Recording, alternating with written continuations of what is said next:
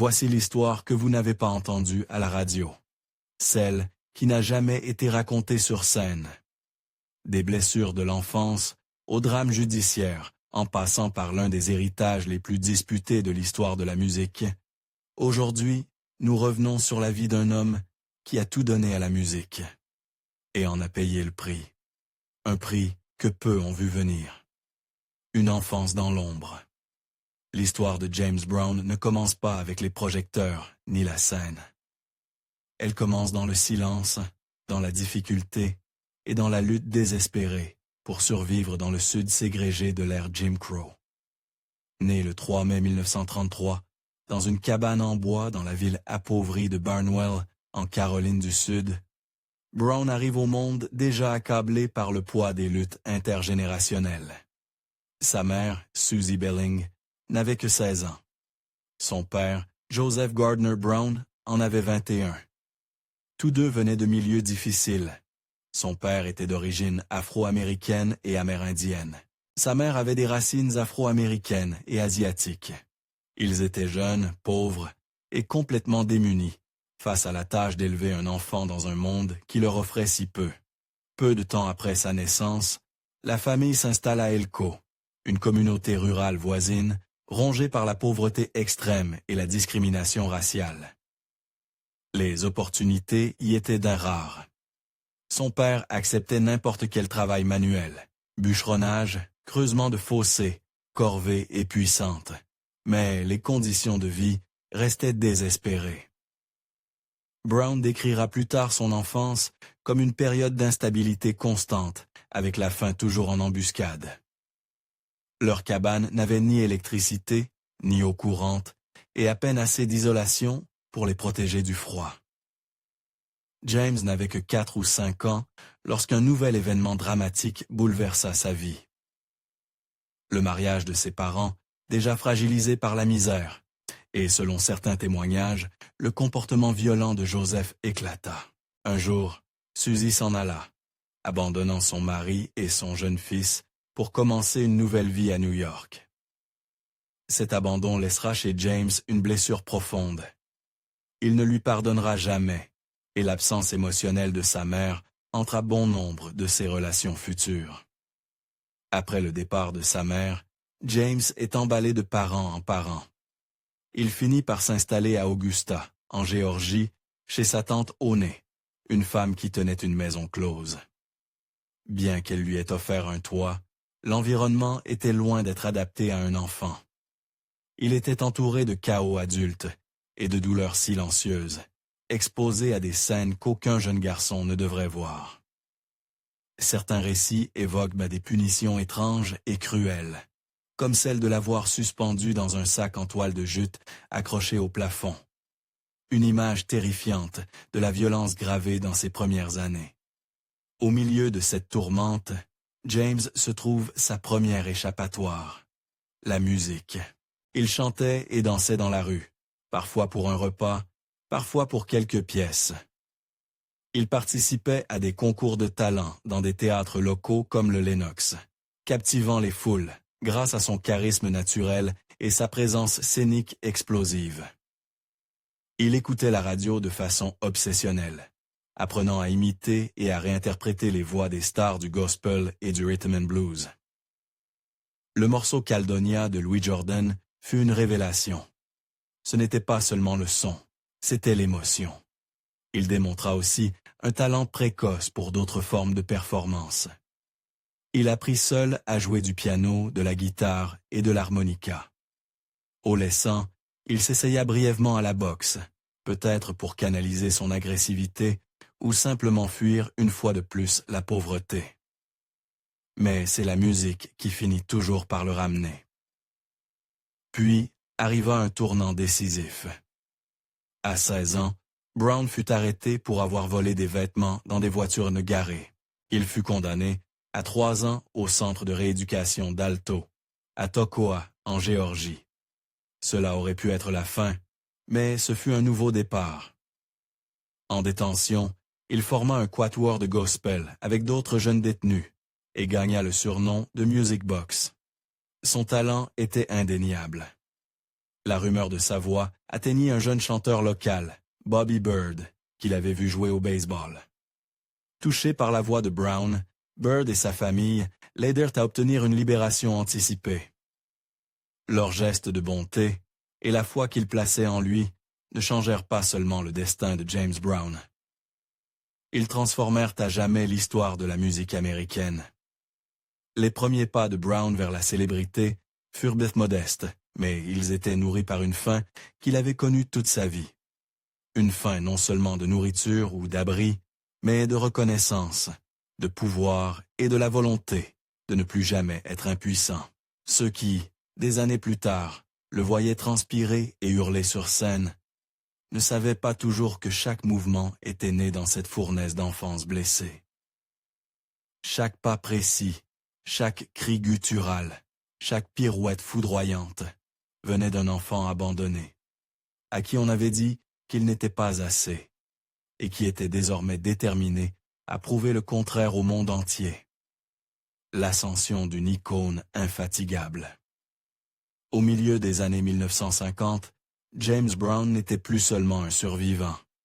Il devenait une étoile montante. Aux côtés des Famous Flame, il coécrit et enregistre « Please, Please, Please », une chanson qui relevait moins de la performance que du cri de l'âme. Elle s'est vendue à plus d'1 million d'exemplaires et a marqué le début d'une carrière qui allait transformer la musique américaine. La rudesse de sa voix, l'urgence de son interprétation, ce n'était pas de simples choix stylistiques. C'étaient les reflets d'un homme qui avait dû se battre pour chaque centimètre de son ascension. Brown se forgea rapidement une réputation non seulement comme chanteur, mais aussi comme un performeur électrisant. Ses spectacles étaient de véritables leçons d'endurance et de maîtrise, lui valant le surnom de « l'homme le plus travailleur du show business ». Il se produisait 6 soirs par semaine, souvent avec plusieurs représentations par nuit, et exigeait l'excellence de tous ceux qui l'entouraient. De la chorégraphie de ses choristes à la précision de chaque instrument, rien n'échappait à sa vigilance. En 1963, Brown finança lui-même l'enregistrement d'un concert au Apollo Theater. La maison de disques était sceptique. Les albums live étaient pas considérés comme peu rentables. Mais Live à the Apollo devint un immense succès, restant classé pendant plus d'1 an et consolidant le statut de Brown comme force culturelle incontournable. Son style musical évolua alors vers le funk avec des titres comme « Papa's Got a Brand New Bag » et « I Got You, I Feel Good » qui inaugurèrent un nouveau genre. Il ne suivait pas les tendances, il les créait. Mais avec le succès, vinrent les complications. Le sens aigu des affaires de Brown faisait de lui un négociateur redoutable et un opérateur rusé. Il lança ses propres labels, mena des batailles juridiques sur des contrats et se heurta à d'autres artistes sur des différends créatifs. Des conflits personnels surgirent également. Sa relation avec la chanteuse Tammy Terrell, qui avait rejoint sa tournée alors qu'elle était encore adolescente, se termina dans la séparation, entachée d'allégations troublantes de mauvais traitements. Ces événements laissaient entrevoir une facette plus sombre de l'homme, dont la musique était devenue un symbole de joie et de libération. Malgré les controverses, son influence ne fit que croître. Sa musique devint la bande-son des manifestations pour les droits civiques, des fêtes de quartier et des stations de radio à travers tout le pays. À la fin des années 1960, James Brown n'était plus simplement un artiste. Il était devenu une institution. Mais plus il s'élevait, plus ses luttes personnelles s'intensifiaient derrière les portes closes. Aux yeux du monde, James Brown semblait invincible, un tourbillon inarrêtable de rythme et d'âme défiant la gravité, l'âge et les limites. Mais derrière les lumières éclatantes et les fous en délire, derrière les chaussures impeccablement cirées et les costumes affûtés, vivait un homme qui se désagrégeait lentement sous le poids de la célébrité, des traumatismes et d'un besoin insatiable de contrôle. La vie personnelle de Brown reflétait rarement l'éclat de ses triomphes professionnels. Ses relations amoureuses et familiales étaient bien souvent aussi explosives que l'énergie qu'il déployait sur scène. Il fut marié 3 fois, et chacune de ces unions révéla une facette différente de l'homme que ses fans croyaient le connaître. Sa première épouse, Velma Warren, entra dans sa vie en 1953, l'année même où sa carrière musicale commençait à décoller. Ensemble, ils eurent un fils et partagèrent plus d'une décennie de leur vie. Bien qu'ils aient divorcé en 1969, Velma affirma plus tard qu'ils étaient toujours restés proches, allant même jusqu'à dire qu'à ses yeux, ils n'avaient jamais vraiment été séparés. Leur lien, bien que rompu sur le plan légal, resta émotionnellement ancré jusqu'à la fin de la vie de Brown. Cette même année, il se remaria, cette fois avec Dade Didi Jenkins, le 22 octobre 1970. De leur union naquirent 2 filles, Yama et Deanna. Mais la stabilité qu'il semblait rechercher s'effondra rapidement. La maison, comme le racontera plus tard sa fille Yama, n'était pas un sanctuaire. Dans ses mémoires publiées en 2014, Cold Sweat, elle dressa un tableau bouleversant d'une enfance vécue dans la peur, où la voix tonitruante de son père derrière les portes closes annonçait toujours la tempête. Bien que Brown ne se soit jamais montré physiquement agressif envers ses enfants, le traumatisme d'avoir vu sa mère souffrir laissa des cicatrices profondes. Yama se souvenait du silence après les disputes, de la honte qui planait dans les couloirs, et de sa mère, forte et digne, qui tentait de la protéger du chaos émotionnel laissé derrière. En 1984, Brown entama son 3e mariage, cette fois avec Adrienne Rodriguez, une femme aussi intense que lui, mais qui en subit également les conséquences. Leur relation était passionnée, certes, mais aussi douloureuse. Des signes de tension apparurent tout au long de leur vie commune. Lors d'un incident particulièrement grave, en octobre 1995, Adrienne accusa Brown de l'avoir agressée et d'avoir endommagé sa voiture lors d'une violente dispute. 3 mois plus tard, le 6 janvier 1996, elle mourut subitement d'une insuffisance cardiaque. Beaucoup de ceux qui la connaissaient pensaient que son histoire n'avait jamais été pleinement entendue, et sa mort ajouta un chapitre non résolu à la vie personnelle de Brown. Peu après le décès d'Adrienne, Brown entama une relation avec Tommy Raihani, une choriste de son groupe. Ils célébrèrent une cérémonie de mariage en 2002, mais des complications juridiques surgirent rapidement. Raihani avait précédemment épousé un autre homme, Javed Ahmed, une union qu'elle affirma être frauduleuse et destinée à lui obtenir des papiers. Bien que ce mariage ait été annulé en 2004, la loi de Caroline du Sud exigeait qu'elle et Brown se remarient pour que leur union soit considérée comme légalement valide. Ce remariage n'eut jamais lieu. Pourtant, Tommy Raihani resta à ses côtés jusqu'à la fin, et ensemble, ils eurent un fils, James Brown Jr., né en 2001. Le fait que Brown n'ait jamais mis à jour son testament pour inclure Tommy Raihani et leur fils déclencha l'une des batailles juridiques les plus amères de l'histoire de la musique. Un feuilleton qui dura près de 15 ans. En 2020, la Cour suprême de Caroline du Sud déclara que Tommy Raihani n'était pas légalement sa veuve, la disqualifiant ainsi, elle et son fils, de toutes parts dans l'héritage. Ce fut une conclusion profondément douloureuse à une relation qui, à bien des égards, avait marqué les dernières années de sa vie. Avec les années, le comportement de Brown devint de plus en plus imprévisible. Bien qu'il ait toujours imposé une politique stricte de tolérance zéro vis-à-vis des substances illicites parmi ses musiciens, des rumeurs concernant sa propre consommation commencent à circuler au milieu des années 1980. D'anciens collaborateurs décrivirent des changements inquiétants, des décisions erratiques, une paranoïa croissante et la conviction persistante qu'il était surveillé. En 1988, tout explosa. Il fut arrêté à plusieurs reprises cette année-là. D'abord en avril, puis en mai, pour des accusations liées à des stupéfiants et des armes. Et enfin, en septembre, après une course-poursuite devenue tristement célèbre. Cet incident se solda par une peine de 6 ans de prison, dont il ne purgea que 2 avant d'être libéré en 1991. Mais son image publique en sortit profondément ternie. Et puis, il y avait ses enfants. Brown en reconnut officiellement 11, mais des tests ADN effectués après sa mort révélèrent l'existence d'autres descendants.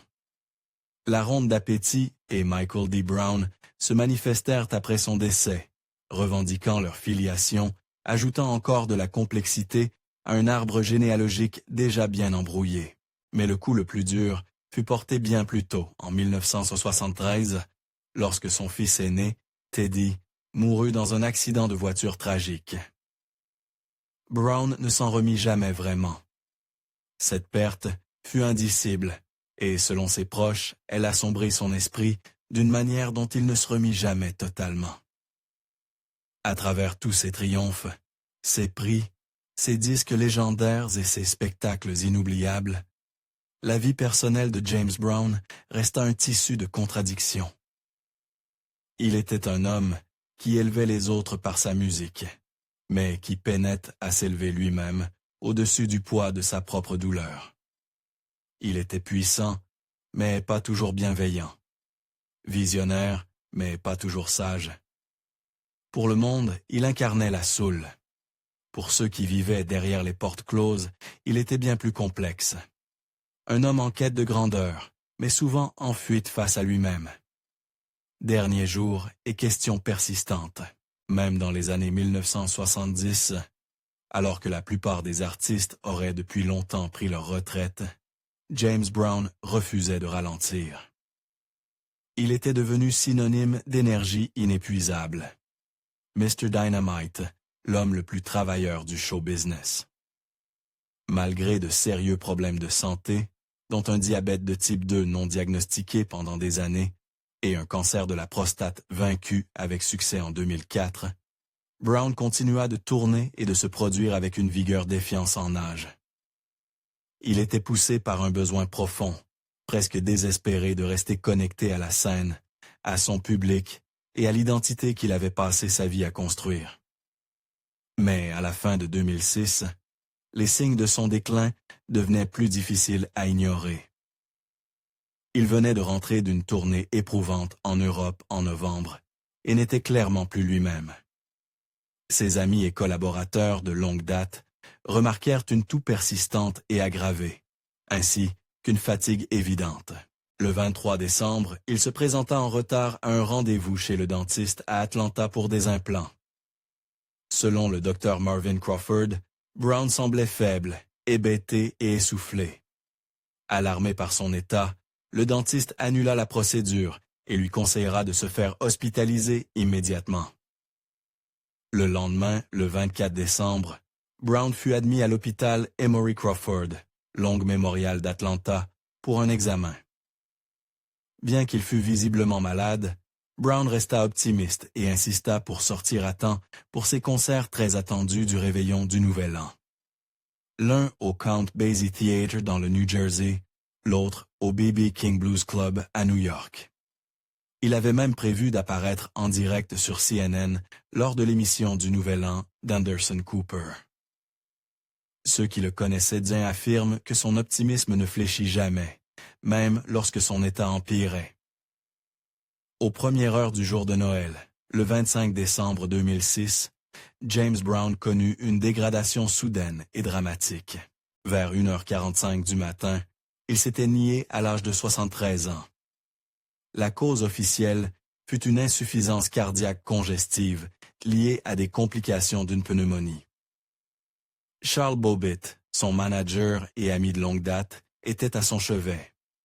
Selon lui, les derniers mots de Brown furent d'une poésie glaçante. « Je pars ce soir. » Quelques instants plus tard, il prit 3 respirations lentes et rendit l'âme. La mort de James Brown provoqua une onde de choc mondial. Les fans pleurèrent de la perte d'une légende. Des hommages affluèrent de la part de dirigeants politiques, de musiciens et d'admirateurs. Le président George W. Bush publie un communiqué saluant en Brown, un original américain.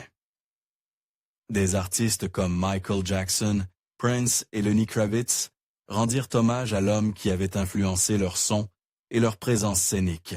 Des cérémonies publiques eurent lieu au Apollo Theater de Harlem, le 28 décembre à la James Brown Arena d'Augusta le 30 décembre, et une cérémonie privée fut organisée à North Augusta, en Caroline du Sud, le 29 décembre.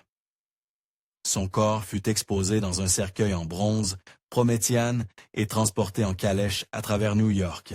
Un dernier geste théâtral, digne de l'homme qui avait toujours exigé une entrée remarquée. Mais dans les années suivant sa mort, des questions troublantes commencent à émerger.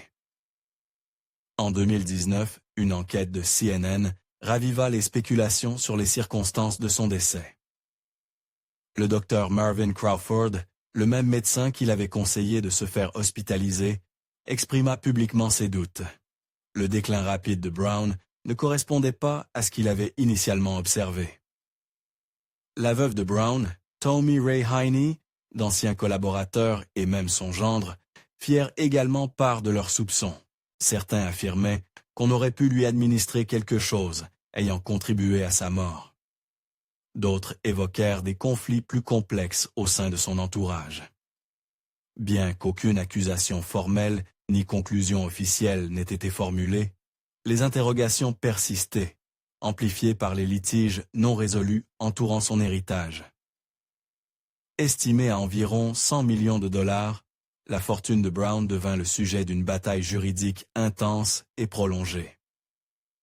Son testament et son trust, rédigé en 2000, excluaient Heine et leur fils James Brown Jr., car ils avaient été finalisés avant le début de leur relation.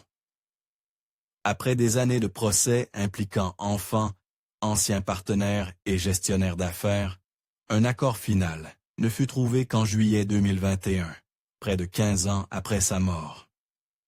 James Brown avait passé sa vie à tout donner pour son art, mais dans la mort, il laissa derrière lui un enchevêtrement d'incertitudes juridiques, de dynamiques familiales complexes et de questions sans réponse. Malgré ses triomphes, ces derniers jours reflétaient des tumultes qui avaient toujours couvé sous la surface. Une vie définie par la passion, mais marquée par la complexité. Pourtant, rien de tout cela ne diminue ce qu'il a offert au monde. Par sa musique, ses mouvements et ses messages, l'héritage de James Brown perdure. Inébranlable, inoubliable et plus grand que nature, l'héritage d'un génie tourmenté. Parler de James Brown, c'est parler d'une révolution du rythme. Il n'était pas simplement un artiste.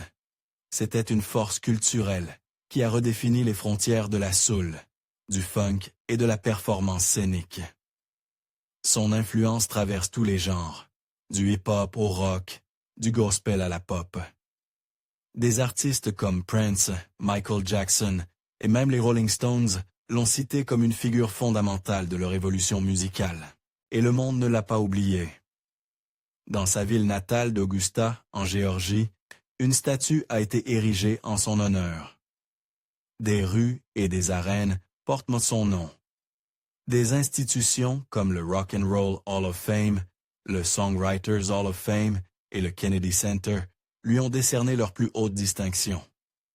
Même dans des villes comme Steamboat Springs, dans le Colorado, un pont a été nommé The James Brown Soul Center of the Universe. Un hommage bien mérité à un homme capable de faire trembler la terre d'un seul cri. Après sa mort, sa musique continue d'être célébrée. Les enregistrements ont été remasterisés, samplés par des générations d'artistes hip-hop et joués lors de concerts hommages à travers le monde. Ses costumes de scène, toujours aussi flamboyants, ont été conservés comme des artefacts culturels. En 2023, Brown a été intronisé au Atlantic City Walk of Fame, renforçant encore son statut d'icône intemporelle. Mais peut-être que son héritage le plus profond réside dans ce qu'il incarnait à son meilleur. La résilience, l'innovation et le pouvoir de la réinvention. James Brown est parti de rien, né dans la pauvreté, élevé dans le chaos, endurci en prison, et pourtant, il est devenu l'un des musiciens les plus influents du XXe siècle. Son parcours nous rappelle que la grandeur s'accompagne souvent de contradictions. Il fut à la fois un héros et un homme imparfait, un pionnier et un avertissement.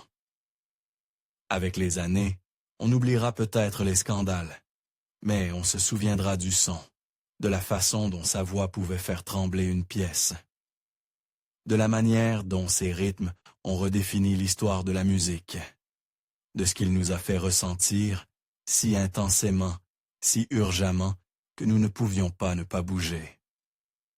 James Brown est peut-être plus là, mais sa présence persiste, dans le groove de chaque grand beat, dans la passion de chaque artiste intrépide. Et cela, plus que tout, est un héritage qui ne s'éteindra jamais. Alors, vous souvenez-vous de James Brown maintenant? Pas seulement de la légende sur scène, mais de l'homme complexe derrière la musique. Nous aimerions connaître votre avis. Quelle est votre chanson ou performance préférée de James Brown? Pensez-vous que justice a véritablement été rendue dans son histoire? Laissez vos réflexions en commentaire. Et si ce voyage à travers sa vie vous a captivé, cliquez sur le bouton « J'aime ». Partagez cette vidéo avec un passionné d'histoire de la musique. Et abonnez-vous pour d'autres récits sur les icônes qui ont façonné notre monde. Merci de votre attention.